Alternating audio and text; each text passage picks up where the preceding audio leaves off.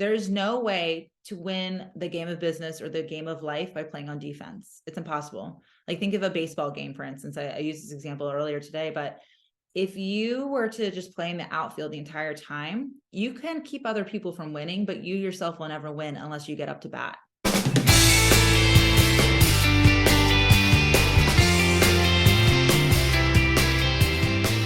Welcome to the Honor It All podcast. I'm Honor Garrett, your host, and we're here to honor all that is good in the world. Each podcast, I interview top professionals, entrepreneurs, and pro athletes around the globe who are making a difference, impacting lives, and creating positive change. Today, we have Cynthia Stant. Cynthia is a sales consultant, brand strategist, and self-made millionaire. After a successful corporate career, Cynthia transitioned into helping other seven-figure CEOs to train and keep world-class talent, skyrocket company revenue, and create a success-driven and loyal corporate culture.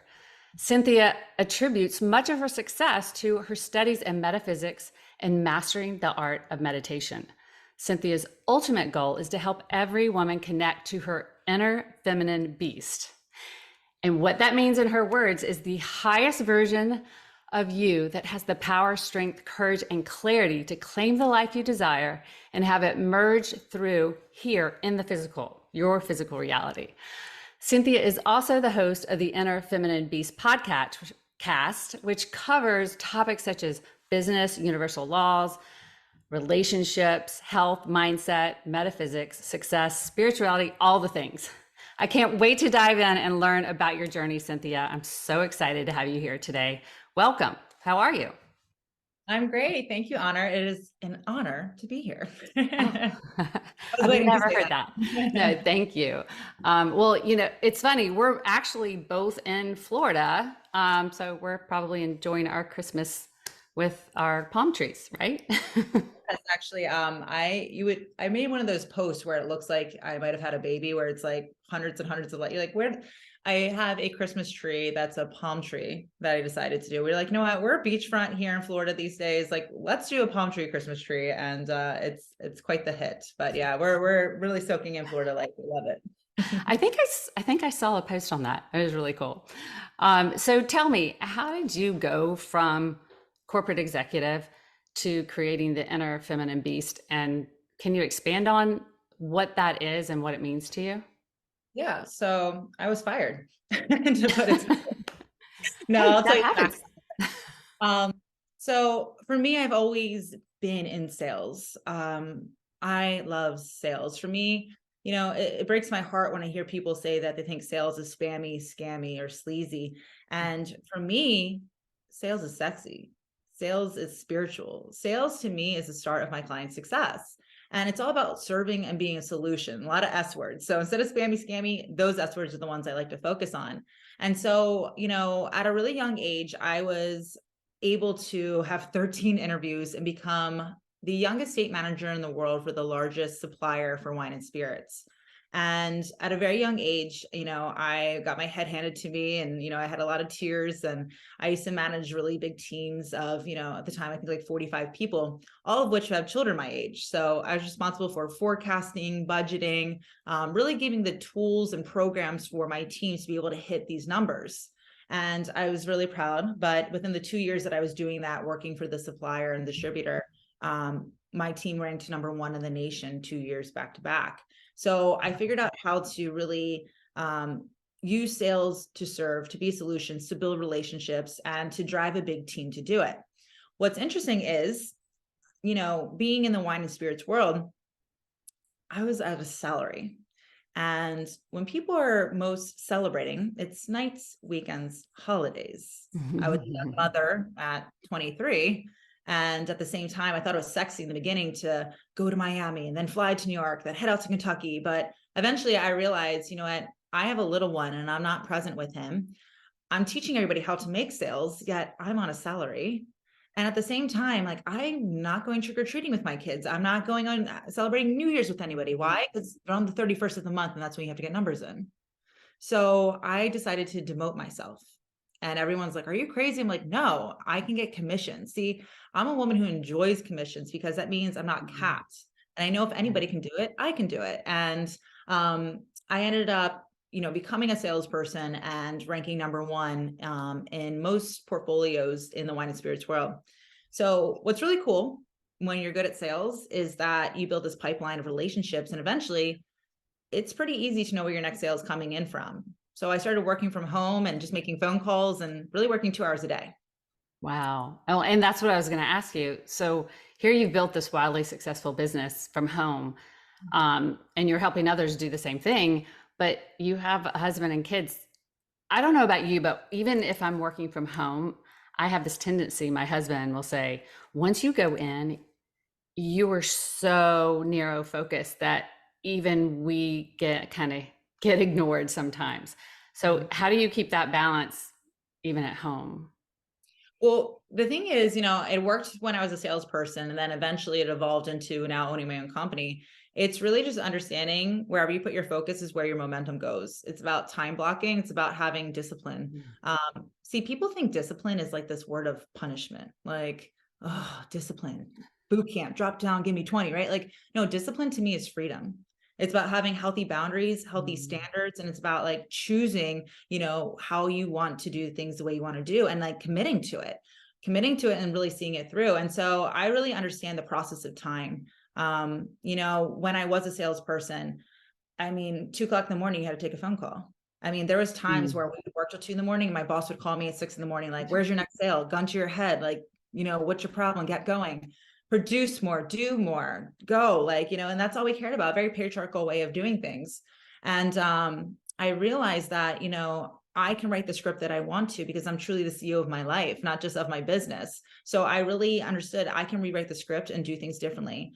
5 o'clock, I'm not taking calls. Fridays, I don't work. Going into 2023, we decided now Mondays, I'm not going to work. And it's not that I'm not working. As I said to you today, this is probably my 4th podcast interview today, and I have one more after this, but it's because I'm really focused, and I work my calendar so that when I do things, like I like having marathon of days so that I can take so many other days off. And this is fun though. this is what I enjoy doing. So it's not like, oh, it's hard. It's like, no, I'm just, putting a lot of things. It's really just about focus and prioritizing. Yeah. So, and it also sounds like the magic is kind of like work smarter, not harder. Absolutely. Yeah. And that's what I'm most proud of. Can kind of continuing the story real quick so everyone understands. When I decided I wanted to start my own business, I went and I decided to work with a business consultant. I had no idea what I was doing, right? So I needed to get help on how to do that. And so what happened was I actually ended up realizing that I wasn't ready to have my own business. In fact, I saw a really big opportunity to be working with her. And so I sold myself into a position that wasn't even available, and I became her first salesperson. I just thought the world of her. I thought she was so successful. I thought she was so beautiful. I really loved her. She was an amazing saleswoman. So what happened was, she's like, I don't think so. And I was like, look, I will quit my cushy sales job that I have now and start from day one with you at the bottom. And so together, we really took things off. I learned I saw it happen. I learned the art of social selling, because back when I sold wine and alcohol and spirits and all that, you could stand in a doorway and not leave until somebody kicked you out, right? Or these are low products. These aren't like $10,000+ coaching programs. So right. I really learned a lot about metaphysics, as you kind of mentioned before, and I really put what I knew about sales and combined them, and really found out the art of social selling, about emotional connection. We grew the company to 8 figures within 1 year. We started getting really noticed. And next thing I know, she's like, you need to coach everybody on how we're doing this. So I started coaching 700 people on a coaching call. I started coaching 7 and 8 figure people in sales. So it really helped me with my confidence. It really helped kind of to engineer my celebrity. And then, as I was saying jokingly, but one day, I ended up realizing, I got a phone call with some HR person I never met, that I was fired. And at first I was really bitter. I was really hurt, but you know what? I think it's a blessing. I learned so many things of what to do, but also what not to do. And I really discovered my potential of how I can support people through sales. So, when I first started my company, I really followed that model of scaling. That's what I came from. Do more, go more, launch, and have set up 1 million phone calls and do all the things. I started that with my company, and it went really well. We I say we, it's just a habit. It was really me at the time, but I created a 6-figure company in 4 months and then multiple 6 in 6 months through the scaling process. But as I evolved, I just felt like there was something in me, like God was saying, like, Cynthia, like, you need to be behind the thought leaders. Like, it's not in the numbers that you're going to create the impact. It's helping the people who are going to have the numbers get behind them so they can create the impact. And so I decided to switch my model from a scalable to a premium model, where I more than doubled, quadrupled many of my investments. I limited the amount of people that I worked with. I really chose who I wanted to work with. And I did it in a way where, again, I only do it 2 days out of the month. It's not that I'm not doing other things in my business, but I'm coaching 2 days a month. And so I realized, yes, it's looking back in the past, the way of doing things is not how you're going to ever evolve. And it's willing to see it differently and getting the help and support of somebody else who's doing that have been able to. So yeah, 100%, my whole model, everything that I stand for is about working less and earning more. And really, again, it's because of that sales background. I'm really, really, really proud of the impact that I make in my business through my clients. I'm so grateful for the money that I make in my business. But the thing I'm most proud of is the time freedom that I have, the lifestyle that I have because of it. Yeah. That's awesome. And so tell me, how do you work with women today, and who's your favorite type of person to work with? Well, there's not really a favorite, but I mean, there's some things, there's different ways. So what happens is, a lot of times there are women who climb to the very top of what they do. They're very high up in corporate. Many of these women, I don't know what it is, but they're really attractive to me. Many of the women that are top of their network marketing. Okay. So I've at least 6 clients now that are the top 10 in the world in their network marketing companies. And they realize, like, wow, I climbed to the top. I'm really awesome at this. But to be honest, it's still kind of working for somebody else's business. And I can't do the things I want to do, or I have so much more that's wanting to come to me or through me. And, perhaps there's a way I can start a coaching business, but I don't want to do all the things that took me to how I got here. Can I start quicker? Yes, because you have such authority already. You have such credibility already. You already have the credentials and things that people dream of having. You don't have to start in this big scalable way. I don't need you dancing on TikTok. In fact, this past month was the biggest cash month my company ever had. And to be honest, Honor, we didn't send a single email. We didn't do a single freaking TikTok. I didn't even record any more stories. We had them go out, but it was previous footage. Yeah. I took 18 days off. Okay. And worked 3-hour days for the days that I did work. And I'm showing you it's possible. A lot of women can start there and they know it, but they need the right model. And really, they're a luxury premium model, but they're looking at ways of how other people are doing scalability. And that's not going to help them to be and get the results they're looking for. So they want to get started the right way, with the right structure, the right strategy, but most importantly, with the right support with somebody who's already doing it. So that's one of the people that I'm really working with, and I'm helping them to start a premium model from day one.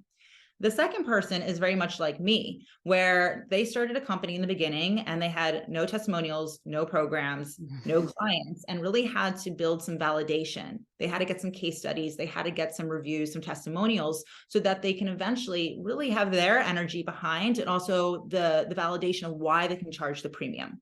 So they had to really establish themselves in the market, and they're done scaling. They're seeing if they're going to keep scaling, they're going to have to hire more. They're going to have to get more overhead. They're going to have to launch more. They have to keep feeding themselves through the sales funnel. Like, they're already seeing the future, and it's looking exhausting, but they're like, hey, I have a big following now. Like, marketing isn't necessarily my issue, or like, I'm not really working with the people that light me up anymore. So what do? You come to me to get away from the scalable model and learn how to tap into the premium. Oh, that's awesome. The other person that I work with is, I work with many multiple 7 and 8 figure. It tends to be women. It's just kind of how it is. I certainly be open to men when it comes to this particular position, but I call them my executive sales clients. And these are the ones that love launching. Okay. It's working for them. They're doing the launch models. They have big sales teams. I've trained anyone from 3 people up to 85. Okay. There's some out there that have huge teams. And they really need to make sure that their team is really in understanding how to drive revenue, but it's also creating that company culture that helps to secure that talent and really promote success. So I was the best of the sales teams, and I used to manage the big sales teams. So now I'm going in and helping each salesperson to really understand that they're the CEO of the desk. Like, they can be focused. but teaching the company how to tie the salesperson's goals into the company's goals. So I've worked with women who were making $250,000 a month, and after 8 hours of coaching, their team went to $500,000 cash months. So many of my executive clients are adding $100,000 in recurring every single month after 3 months of working together. So like, that's something else I really do. Yeah. Well, and I think that's probably one of the biggest, I guess, holdups or that keeps people stuck is a lot of women want to coach and they want to have this business, but they are afraid to put it all out there for fear of feeling salesy. So that's great that you can help kind of shift their perspective and mindset around I think that. that's the other part. It's a huge part is the mindset. When I first started my coaching, it was based off spirituality because I had a non-compete. So I was teaching women not only, I wasn't teaching them strategies in business, but I was teaching them how to be the CEO of their life. And really that's alignment and working with your higher self, who, as you told everybody, I refer to as your inner feminine beast. But well, it's really understanding how to tie in that it's not just what you do, it's who you are when you do it. And so, yeah, that's a big part of it that I'm glad that you brought up for sure. Oh, wow. That's really good. Well, real quick, sorry. So that made me think of it. What happens is, this is what always happens. When you are the top of the top and you're head of corporate, you're used to having people like do all the things for you. Like you literally have people running to get you coffee, or, you have a sales team, all these things. And now when you're starting something new, a lot of women hate that feeling of vulnerability. We hate being disappointed, and it's scary because you were at the top. Now you jump into something that you have to learn everything from scratch, and you're going to do it because you can feel it and you're supposed to, but it's like, I want to be with somebody who can help me not only with the strategies and the systems, but again, that support, which is the mindset, the mindfulness. They're like ups and downs and roller coasters. And so that's kind of where that comes in. Yeah. That's who a lot of the women are. That's absolutely well. And so what do you think, the number one, I guess, a thing that holds people back? Do you think it is the mindset, or what's another thing that you can think of that you've found you're like, wow, I can't believe they're struggling with that you help them with? I think what happens is, it's funny. I just hopped off a call right before this with the ladies in my alumni program, and it was actually our last session of the year together, and we were reflecting on everything for the year. And what we realize is, or we don't realize, is just how powerful we truly are. And I always say that you're not only the CEO of your life, you can think of yourself as like the director of your life. You write the scripts, you hire the actors, you fire the actors. Nothing is a coincidence. You are not a victim. Everything is for you, by you. And what's happening since we were little, and we know this to be true, but it's still really sad when you say it out loud, is that the number one thing we've been taught is to look for the no. And, when you're little, it's like, no, you're not big enough, Honor. No, don't touch that. No, go ask daddy. No, we can't afford that. No, you're not pretty enough. You're not tall enough. You're not, no, no, no, no, don't touch mommy's wine. No, no, whatever it is, right?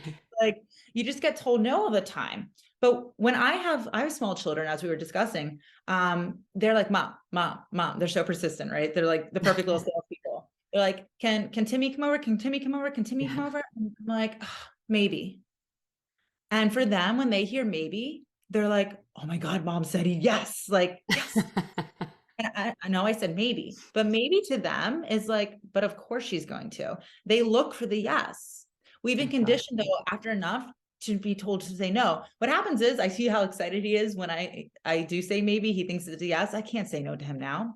But as adults, when we hear a maybe, we're like, oh, well, she doesn't have the money.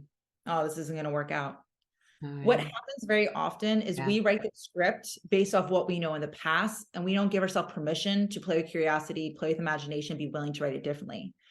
Give yourself permission to postulate. Disney always said, if you can dream it, you can do it. And part of being a CEO means you're the visionary, like you're the shot caller. You can't be stuck in the maze all the time. You have to rise up and learn how to see big picture and thinking well ahead. And so really, when you see ahead, what happens is that you start writing the script for you. Women very often make problems into problems that aren't even problems. And I'm like, you just wrote that. And whatever you say is so. Absolutely. I mean, and what I think about a lot is the fact that, you were saying everything happens for you, but that's why we have to be intentional, because our subconscious or how we grew up, it's so automatic Yep. And as like Joe Dispenza or other people, you're living in the past when you look at the present reality. That was thought a long time ago. So what are you creating today? What are you thinking about? And so that's the biggest kind of growth thing that I've been through is you need to start really being intentional because the universe is bringing it to you, whether you intended it or not. And so we so often unintentionally think of things that we don't even want. Yeah, no, that's actually kind of like the biggest motto of what an IFB is, inner feminine beast. She's extremely intentional. Like everything you do, you are the cause that creates the effect. You go first and everything responds.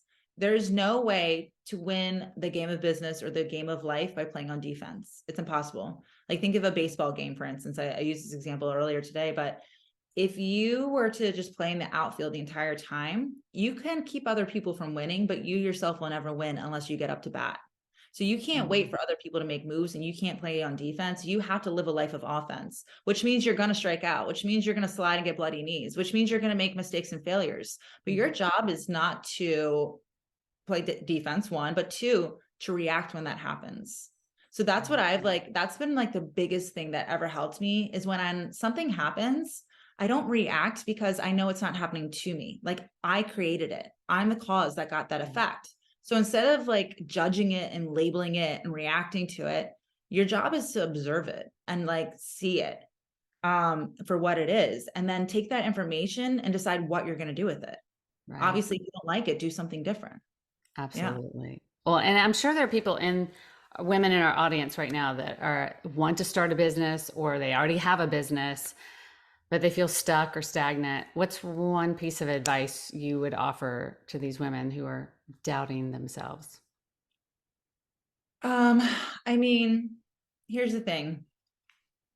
It's really, if you feel stuck, again, it's about giving yourself permission to just postulate. So when I say I don't work Fridays, it's not that I'm not working. It's just that I'm not doing the interviews and coaching. I'm giving myself permission to just see bigger. See bigger. Again, that's what the CEO is, the visionary. So if you gave yourself permission to not ask the how, to not wonder, what the steps would be and what would have to happen, but if you allowed yourself to go there, just really give yourself permission to play. What is it that is calling to you? I believe our life purpose is to fulfill our desires, because your desire is constantly be pulling at you. And when you stop growing, that's when you die. So following your desire is how you move. That is your purpose. And every time you fulfill your purpose, it creates an impact for other people always. And so what you really have to do is, if you gave yourself permission to really just visualize what that thing is, do you even have clarity on what it is? Because that's why we plateau. We usually don't have clarity on what it is we even really want.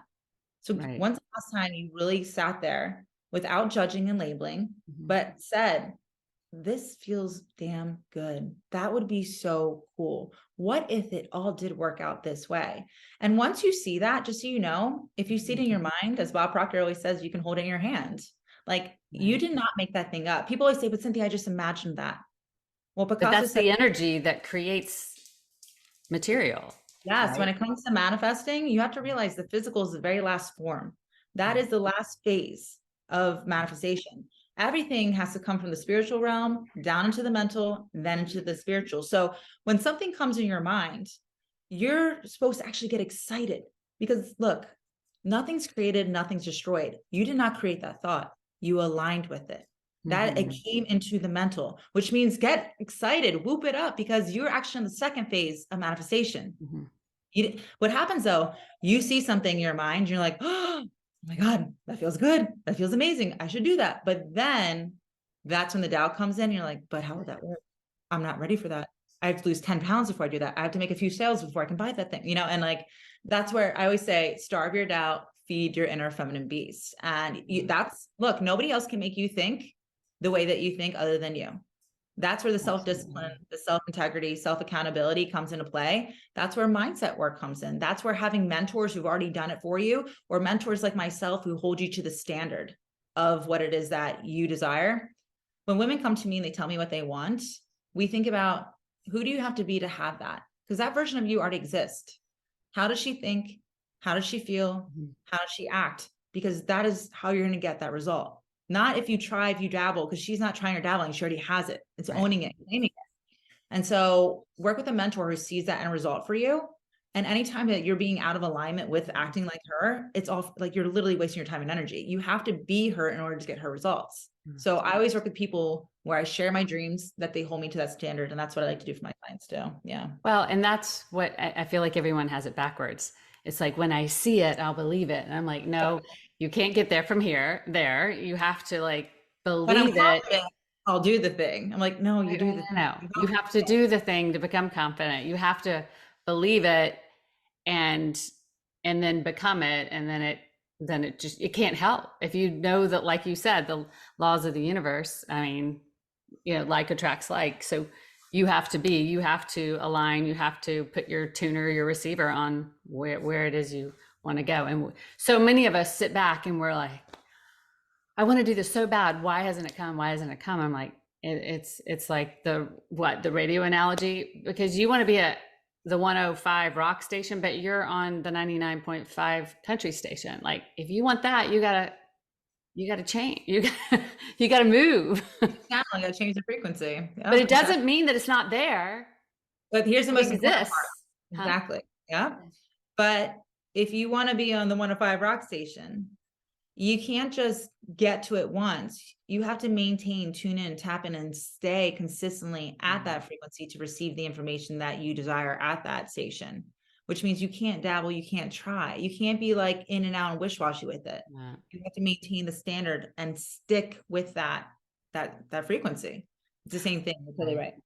I don't know about you guys, but I'm getting as much as probably the people listening out of this. So, so I know we're always evolving, we're expanding, we're creating and becoming.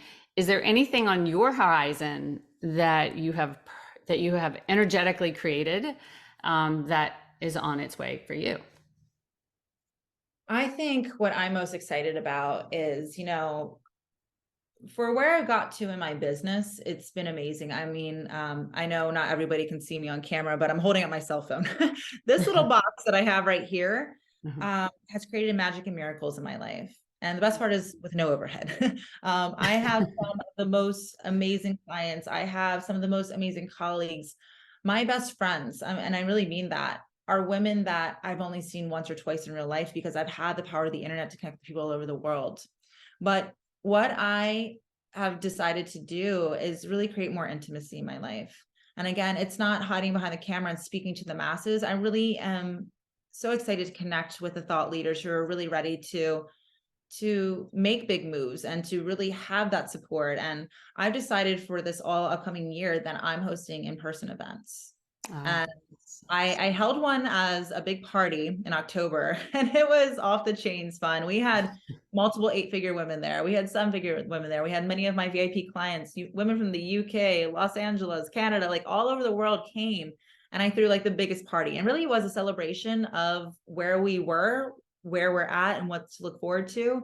So they were my mentors, colleagues, like I said, people that helped me to get where I'm at. But also because I had a non-compete for a long time, and that was like completely done and washed off. I wanted to throw a party, say, thank God, this is the rebranding. This is the full version of me coming out.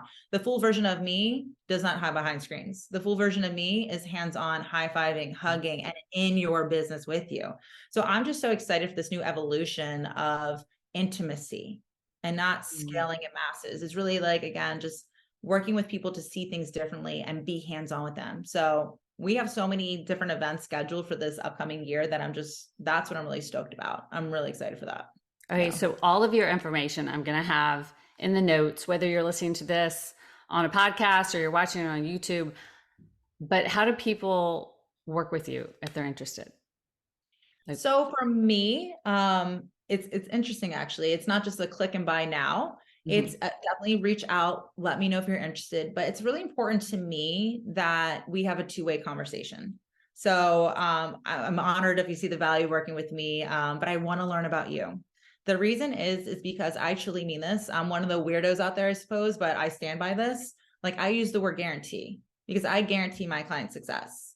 And if you come and be my client, like, you have to realize your success is my success. Your success is my reputation. So I want to make sure that I'm working with the people that I can really support.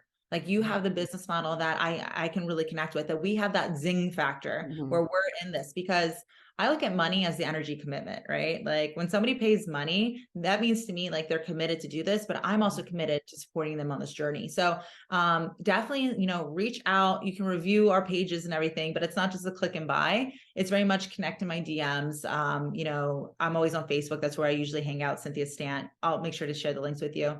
But I want to just talk with you. I want to chat with you. I want to connect with you. And if you are interested, I can tell you more, but also I just want to make sure for the both of us, it's a hell yes. That's what's important for me. But of course, if you want to learn more, we'll make sure you get all the links. You can listen to the podcast. You can check out the sales pages. You can, see many of the master classes and things that we've hosted in the past for sure. But that's like the important thing for me. And I believe that's for anyone. You should choose who you want to work with, because you have to have your clients get results. Absolutely. That's so awesome.